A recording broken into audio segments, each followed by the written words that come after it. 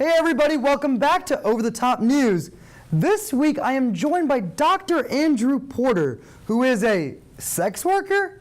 Yep, that's right. He works in public health as an administrator in sexual relations. Tell us a little about it, Andrew. Hi, thanks for having me today. I'm a human sexuality researcher. All of my degrees and background are based on what can we do to help people make the best choices possible in regards to sex, love, and relationships. So what are the best choices possible? Don't have it, abstinence. No, I'm just kidding. No, the best choices are do things to protect yourself, enjoy your body, and make sure that in that process you keep yourself and other people safe. What's the number one way you and other people in your industry can get this message out? Right now in the United States, there's huge problems with getting those kind of messages out. Not so long ago, it used to happen a lot in schools with comprehensive sex education, but over the past 20 years, it's changed to abstinence-only education, which really is just indoctrinating young people into ignorance. So now we're turning to new media and podcasts and social media and Instagram and Facebook, trying to help people make better choices.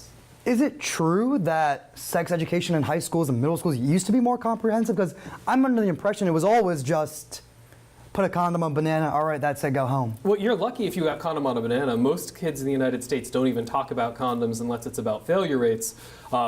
Over the past 10 to 20 years, it's gotten worse and worse, actually. Like, we've moved away from effectively helping young people make better choices about their life, telling them about their bodies, being honest about reproduction. Now, in a whole bunch of states, you don't even have to have scientifically accurate medical information inside of your human sexuality curricula, so it's getting worse. Well, speaking of scientifically accurate data, is the condom on banana scientifically accurate?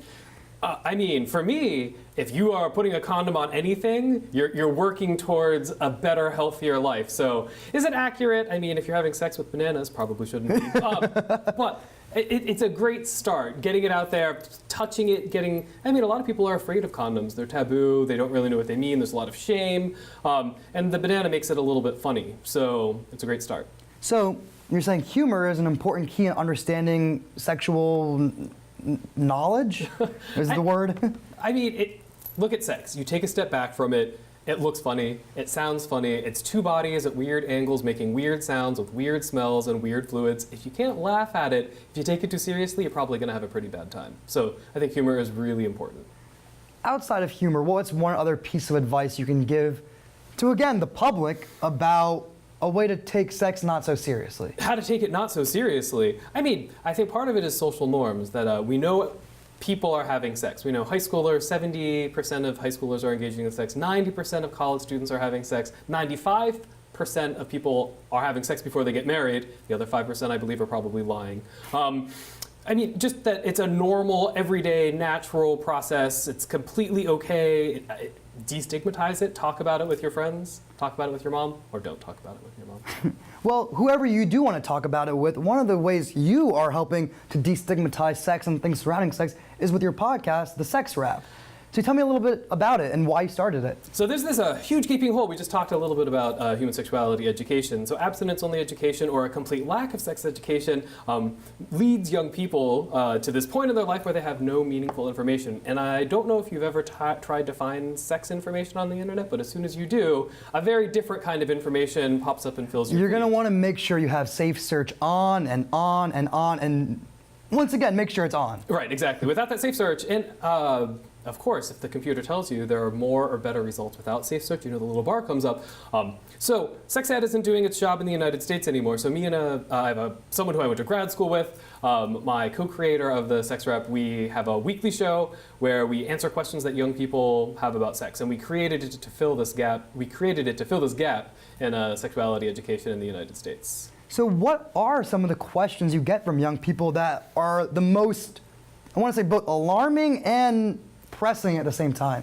There are a lot of questions about, is this behavior safe? Or can I get pregnant with this behavior? Or is this herpes? Like, people send pictures. I'm like, I'm not that kind of doctor. I'm a different doctor. You need to go talk to.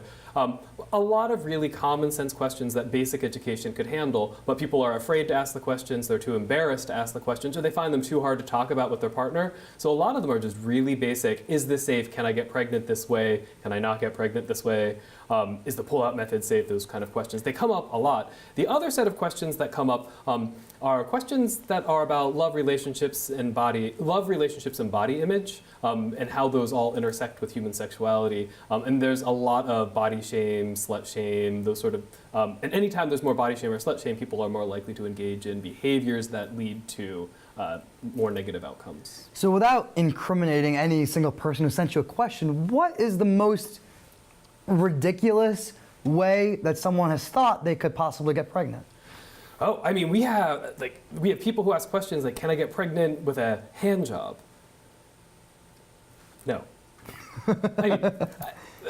I mean, people think that they can get pregnant. I think the scarier questions are, can this prevent pregnancy? Those are the sort of questions, and young people really do believe that drinking a lot of Mountain Dew will make you infertile. It does not. It makes you hyper and probably too much sugar, but it's certainly not going to impair fertility for most men. There's all kinds of crazy myths. You can't get pregnant your first time. You can't get pregnant on your period. You can't get pregnant if you have sex standing up. You can't get pregnant if you jump up and down after sex. Just the questions that come in are really showing that there's a lack of basic understanding about what human reproduction is like.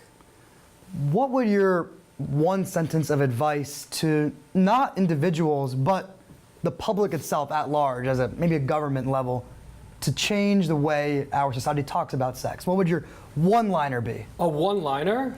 Ooh, could it be 2 or 4 or 10? I'll give you 2. Okay, 2.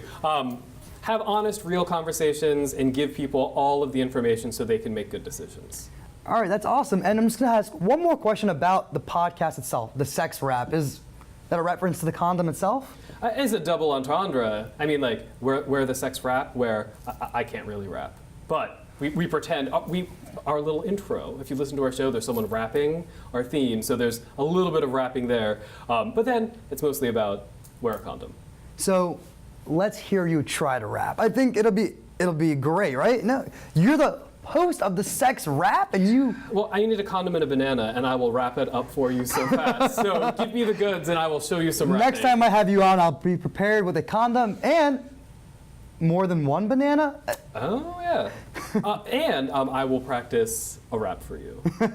It'll be dirty. That sounds great. And where can our viewers find your podcast or find out more about you?